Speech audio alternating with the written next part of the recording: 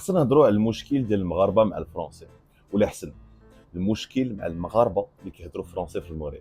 هذا مؤخرا ولا نقاش كبير في السوشيال ميديا، خصوصا عند الجيل الجديد اللي ولا كيهضر اكثر بالانجلي. لي زارغيومون مختلفين، كاين اللي كيقول لك بان فرونسي لغه استعمار، بان ما صلحاش الانترناسيونال، ولا غير ما كيعجبوش ومن حقهم يفكروا كي بحال هكا. ولكن المشكل الحقيقي بالنسبه لي هو بان الفرونسي مورا الاستقلال تحول من اداه استعمار لاداه تمييز اجتماعي.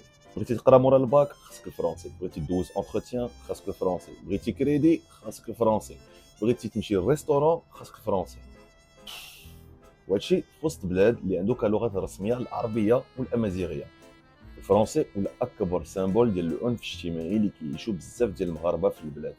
وكتجي لي عادي بان اللونجلي خدا البلاصه اللي عنده دابا، ولكن الا كان خصنا ضروري نتعلموا شي لغه اجنبيه انا متفق بان خصنا نعطيو الاسبقيه لونجلي، حيت عندها واحد الدور انترناسيونال اللي كلشي متفق به. المشكل ماشي انك تتعلم فرونسي ولا لونجلي، بالعكس خصنا نشجعوا الناس يتعلموا اللغات. ولكن اللي كيجيني انا خطير هي كنناقشوا على لغات اخرين وما متفقينش كاع على ديالتنا.